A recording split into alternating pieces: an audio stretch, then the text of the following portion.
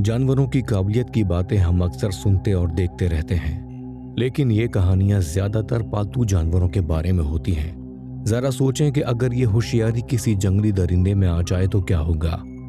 Chicago के field museum में 2 शेरों के मॉडल्स मौजूद हैं, जिनकी कहानी किसी भी इंसान के दिल में इन शेरों का खौफ पैदा कर देती है।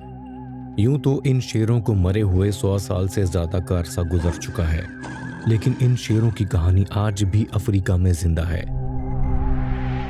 1896 में बरतानवी हुकूमत ने अपनी ईस्ट अफ्रीकन कॉलोनी में एक रेलवे ट्रैक बिछाने का मंसूबा बनाया। बरतानवी हुकूमत का ख्याल था कि इस ट्रैक से इन्हें अफ्रीका के दूर दराज इलाकों तक रसाई हासिल हो जाएगी। ये रेलवे ट्रैक मौजूदा दौर के कीनिया से लेक विक्टोरिया और फिर युगांडा तक जाना था, जिसे सरकारी तौर पर युगांडा रेल रोड का नाम दिया गया। इस रेलवे ट्रैक को बिछाने के लिए कई हजार मजदूरों को इंडिया से बुलाया गया। 580 मील के वसी रकबे तक जाने वाले इस मंसूबे को 30 साल में कई दरियाओं और झीलों से गुजरकर मुकम्मल होना था। प्लान के मुताबिक ये मंसूबा 1899 तक नैरोबी, 1901 तक लेक विक्टोरिया और 1928 तक युगांडा के शहर कंपाला पहुंचना था। ये वो दौर था जब अफ्रीका को द डार्क कॉन्टिनेंट कहा जाता था। 1896 में यह मंसूबा शुरू होने के 2 साल बाद 1898 में इस मंसूबे को एक रुकावट की वजह से रोकना पड़ा, और वो रुकावट ये थी कि कीनिया के शहर मोम्बासा से 130 मील दूर सावो दरिया के करीब 100 गज चौड़ी एक नहर गुजर रही थी। यहाँ पुल बनाए बगैर इस रेलवे ट्रैक को आगे ले जाना मुमकिन न था। इस काम के लिए हुकूमत बरतानिया ने इंडिया से कर्नल जॉन हेनरी पैटरसन को तलब किया। कर्नल जॉन पैटरसन इंडिया में बतौर इंजीनियर खिदमत अंजाम दे रहे थे।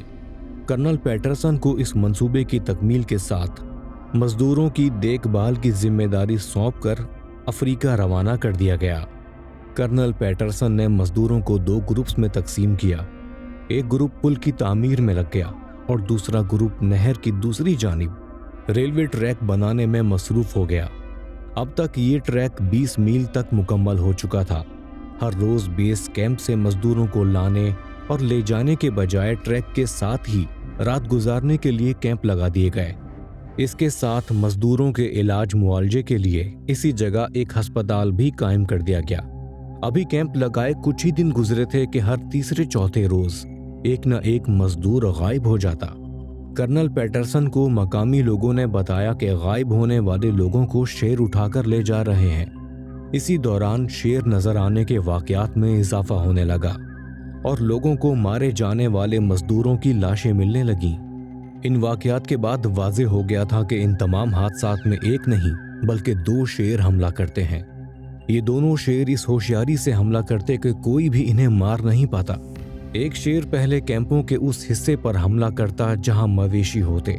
जब लोगों का ध्यान उस तरफ जाता तो दूसरा शेर कैंप में घुसकर मजदूरों को उठा ले जाता।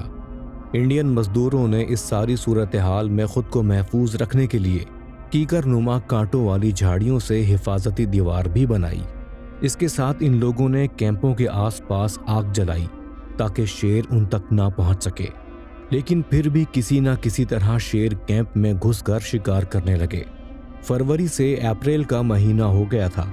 रेल ट्रैक सावो से 40 मील दूर तक बन चुका था और पुल वाली साइड पर थोड़े से मजदूर बाकी रह गए थे। अब इन मजदूरों पर शेरों ने हमले शुरू कर दिए। अपने मजदूरों को बचाने के लिए कर्नल पैटरसन ने कई रातें दरख्त पर बैठकर शेरों का इंतजार किया ताकि वो इन शेरों को अपनी राइफल से निशाना बना सके। लेकिन रात के अंधेरे में वो शेरों को देख नहीं पाता था। एक रात शेर हॉस्पिटल कैंप में दाखिल हो गए और एक मरीज मजदूर को उठाकर ले गए।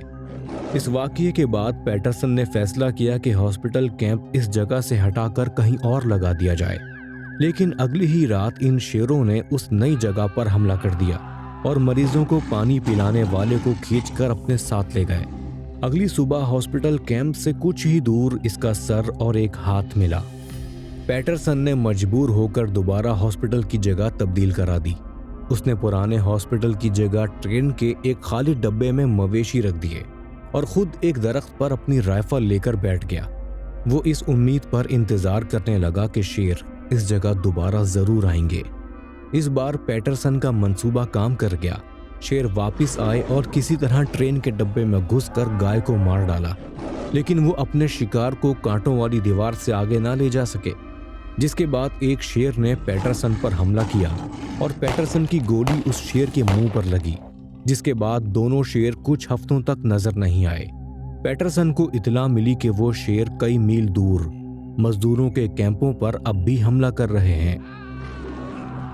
पैटरसन को इस बात का पूरा यकीन था कि शेर इस जगह जरूर वापस आएंगे। पैटरसन ने एक रेल के डब्बे में 2 खानों वाला एक मैकेनिकल ट्रैप बनवाया, जिसमें कोई भी दाखिल होता तो ये डब्बा सलाखों से बंद हो जाता और दूसरे खाने में कोई मवेशी या इंसान मौजूद होता जो शेरों के लिए चारे का काम करता। कई रातों तक पैटरसन ने किसी दूसरे इंसान और मवेशी को चारा बनाने के बजाय खुद अंदर बैठकर शेरों का इंतजार किया, मगर शेर ना आए। कुछ हफ्ते गुजरने के बाद इन शेरों ने अचानक हमला किया और इस बार इन्होंने अपने शिकार को कैंप से सिर्फ 30 गज दूर बैठकर खाया। कुछ महीनों तक यही सिलसिला चलता रहा।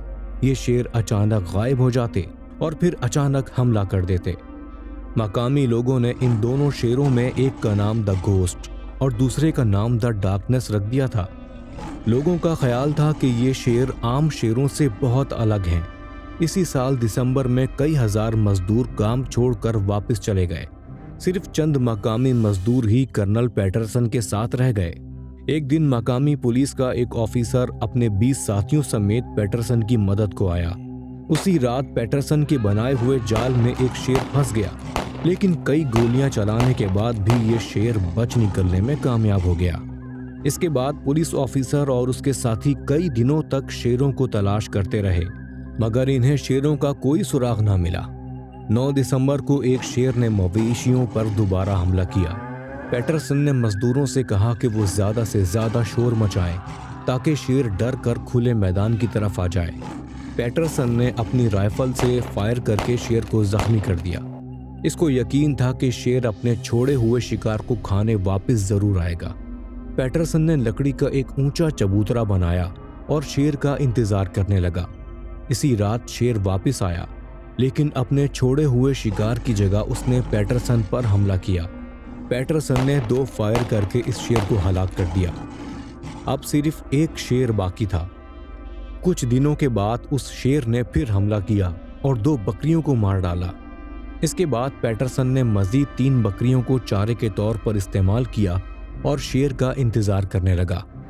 उस रात शेर आया तो पैटरसन ने उसको गोलियां मारकर जख्मी कर दिया। पैटरसन का ख्याल था कि ये शेर भी मर चुका है, लेकिन कुछ दिनों के बाद शेर ने दरख्त पर सोए हुए एक मजदूर पर हमला करके उसे भी खा लिया। अगले दिन पैटरसन उसी दरख्त पर बैठकर शेर का इंतजार करने लगा और जब शेर शिकार करने वापस आया तो पैटरसन ने इसे 2 गोलियां मारी। अगली सुबह पैटरसन और इसके साथी खून के निशानों का पीछा करते करते शेर तक पहुंच गए और इस दूसरे शेर को भी हलाक कर दिया। 9 महीनों तक शेरों से अपनी लड़ाई की दास्तान कर्नल पैटरसन ने अपनी किताब द मैन ईटर्स ऑफ सावो में लिखी। कर्नल पैटरसन का दावा था कि इन शेरों ने 135 इंसानों को खाया था। 1996 में इसी कहानी पर Hollywood film the ghost and the darkness बनाई गई। कर्नल पैटरसन इन शेरों की खोपड़ियां और खाल अपने साथ बरतानिया ले आया, जो उसने 1924 में शिकागो के फील्ड म्यूजियम को फरोख्त कर दिए, जहां इन शेरों के मॉडल बनाकर 1928 में नुमाइश के लिए पेश कर दिया गया और आज भी ये दोनों शेर शिकागो के फील्ड म्यूजियम में मौजूद हैं। तो फिर इन आदमखोर शेरों की सच्ची कहानी आपको कैसी लगी? कमेंट में अपनी राय का इजहार करें। वीडियो को लाइक और चैनल को सब्सक्राइब करें। वीडियो देखने के लिए आपका बहुत शुक्रिया।